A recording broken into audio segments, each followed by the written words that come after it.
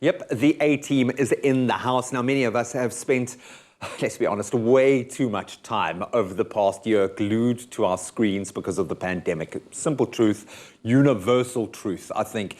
And that goes for our children and parents as well. But how can we better create a balance in our lives? And registered counsellor Chanel Moers now joins us on the couch to offer some great advice, some counsel alongside Afternoon Express, the gorgeous chef Tumi Mogai, who has a 4-year-old son who is just the cutest little dude on the planet.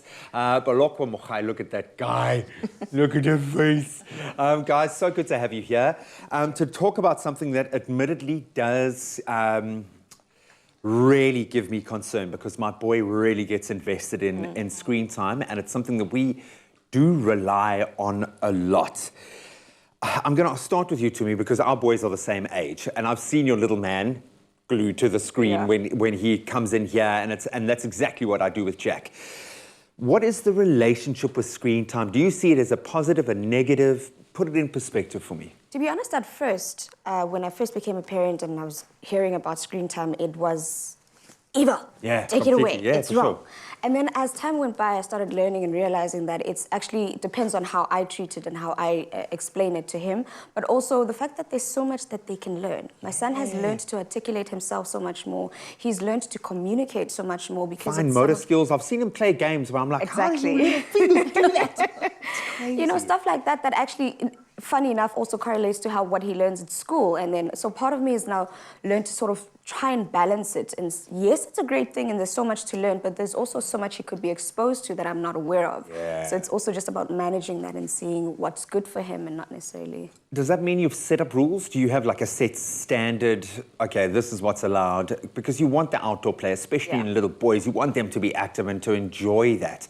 What's the structure? Especially because he's very creative. He's he's in his head a lot. So he'll make up these scenarios where he plays with his cars and he talks to himself, and he does that a lot. So I feel like a lot of the times if he's on the phone, he ends up forgetting that side. He ends up getting so caught up in the fictional side and not in his head and what he can do with his imagination. So there are measures that I put in place. I know that there's apps that I use that sort of limit the amount of time. So once you've set a timer, it goes off, there's no more screen time. But I think and then he toddles into the studio. That's awesome. Then everyone's chasing after him. But yes, just to make sure that I at least manage that amount of time that he spends there, because it's not a bad thing, but it's also just about managing. Balance. Shanaz, my boy gets so invested. We have to stop everything else. He can't eat. He has to get dressed in the outfit, and he acts out every scene. He remembers the words of entire movies, but it's the conceptualization. We've been able to discuss some pretty big things because of what he's seen in movies like Spider-Man Into the Spider-Verse, which is an amazing film. If any parent out there, you'll enjoy it as much as your child will. What are your thoughts on managing screen time? And is it the demon that it's been painted out to be? You know, for me, the irony, I was going to launch a workshop last year, raising a child in the digital world, and then COVID happened, and it just became ridiculous because those we only had a digital world. Yeah, the entire learning system became an online work, so it was cancelled. But I mean, so in this past year or so, we have to look at the digital world differently and re-look at the timelines that we set. So the general thing is 2 hours. That's for adults as well. Yeah. What younger kids...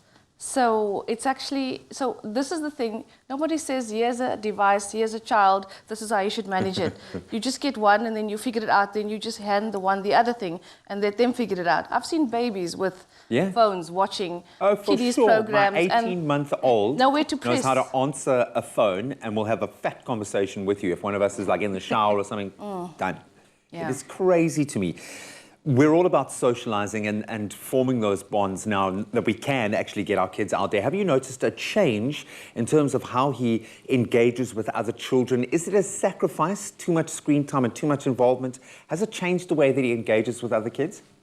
That's something I've also tried to manage a lot, because I've realized that when he's glued to his screen and then let's say he meets up with other friends of his and they perhaps have devices, then he feels like, okay, so I'm the only one that wants to interact, so I need something as well to keep me busy. Yeah. But if everyone else is off their devices and everyone is there, he is the most social person. I mean, when when he comes here, he has a lot to say. So he's very sociable. However, if he's in a space where everyone else is looking down on the phone, he feels like, okay, I might as well just peer pressure, join the train. It's a real thing, man. We still feel it. It's vitally important that our kids engage, but they also have to be digitally savvy and they have to engage. I'm looking at kids playing, say, Fortnite, for instance, are being more social, networking with their headphones in. I was amazed to see it at ATK Arena, where parents were bringing their children for 2 hours of positive influence, social time. Just because you're working digitally doesn't mean that you're pulling them back from a social situation. Yeah, because that's what I was trying to say. In the lockdown situation, that's how friendship circles continued. Yeah. The kids, my son, we talk about him, shame. I'm not watching, but okay. So let's just say he now has access to a PC in his room, and he chats over Discord with his friends. And that's how playing. So here's the interesting thing. He often doesn't play alone. Yeah. He only wants to play when his friends are online. Are available, Then it becomes a hangout. So so this is the thing we don't understand, that we just assuming you're on your PC, what are you doing? And so it's like, I'm chatting with my friends, but they're gone off now. And then he emerges from the room for food and other basic needs, So, yeah. It's a brave new world. It is a brave new world. We're going to continue chatting about screen time. How much is too much? How do we find that balance? Some great parenting advice on the way. Stay with us. It's my feel-good breakfast show.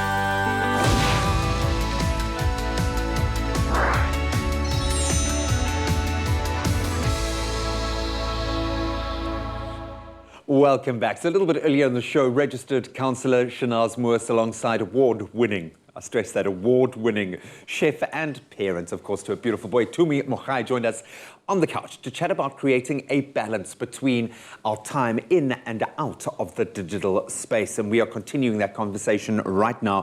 Tumi, I'm going to start with you. How is the pandemic and our lockdown time? I know you continue to work, but we've spent so much more time at home. How has your relationship to the digital space changed? I've made peace with the fact that AI is the future. Yeah. I've made peace with it. I think at first we used to be very against it, but knowing that that's just where we're all headed. I spend a lot of my time online because I'm also doing research. So I end up finding myself on the phone, and I give my son the other phone so that in order for me to do my work, I need that time to focus. And which other way can which other option do I have? To give him the phone so he focuses, even if it's just for 2 hours, and then I know thereafter I give him my attention and all of that. But it's been a very loving relationship. Yeah, no, for Grown sure. to love it. Bless you, Coco Melon. I don't know what I would have done without it, as much as it drives me insane. It's just so important. Bearing in mind, we're not talking about social media. That's a whole different kettle of fish, Pandora's box. We are talking about screen time, and there are so many resources in that space. How then do we limit this? What guidelines and rules do we need to set up? Structure do we as parents need to set up? Because I know so much of this is our own behavior, not our children's behavior. So what's your approach here? Yeah, so obviously you need to educate yourself on what's appropriate. But obviously under 18 months, try to limit phones to conversations like video calling other family members. Yeah. So that's your first access to, not really playing or watching. Rather let the child watch, if possible, a normal screen, TV size, if possible, because the light intensity and the way you keep the phone, your neck. especially at 18 months. And then as you move on from there's the 3 to 5 age group, only an hour a day, 3 hours on a weekend per day. Cool. So as you can see, we're moving up. But one of the rules I set in place was only one screen at a time. So if I'm watching TV, I cannot have my phone. So my son was 4 when we put our screen rules in place, and he would check me. Mom, 2 screens now. And sometimes it would be iPad, phone, TV. Mom, 3 screens. And then I'm like, flip, flip, flip. Okay. What are the dangers here if we push it too far, if we lose control of that and just use it as because for me it's that when the child goes into that dead space where they go into the inner kind of world, what is the danger of too much time and how much is too much? Yeah, like I gave you a guideline. So even for adults, 2 hours a day. And the stupid iPhone added a monitoring system weekly. I'm like, how do I disable this? And then it's like, you're down 15 minutes from last week. I'm like, yes, winning, but you must see what the average is. I'm like, no, close. So this monitoring of the self. So children do not have the built-in ability to monitor themselves. Yeah, they Screen aren't time wired to regulate. It triggers the brain, it's exciting, it's fun. Would you want to stop something that's exciting?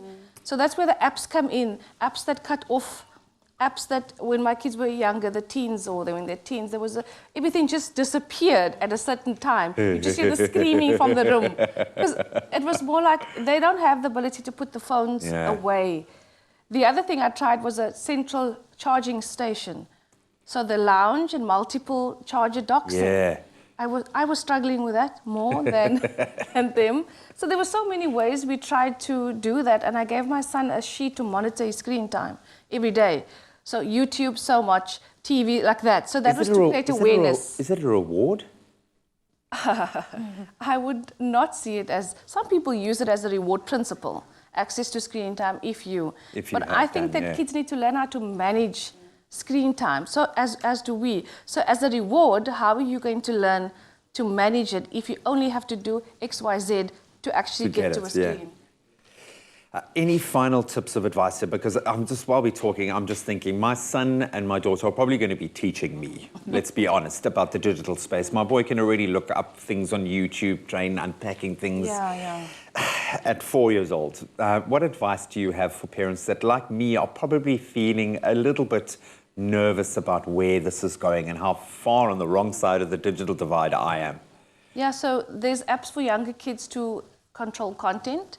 Because remember, it's a big, scary place. There's a kids Google, I think, and a kids YouTube. And so they'll be safe on those platforms. But if you give them your phone, you've got adult Google with no restrictions.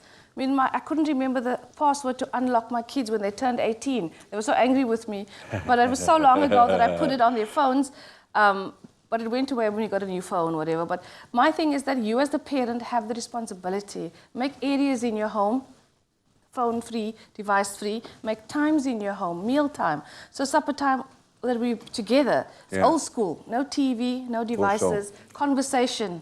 And that's for us as much as for our little ones. Yeah. Absolutely love it. Well, one thing is absolutely certain, screen time or not, you're both getting it right. You're amazing parents. You embarrass yours every day on national TV, but they still love you. That's the amazing thing. And I can't imagine a day without your little man coming into studio. It just brightens up our life. It's all about finding that balance ultimately. But one thing you've got to take on board, the digital era is here and our children are going to be living a digital life. So you better come to terms with it yourself.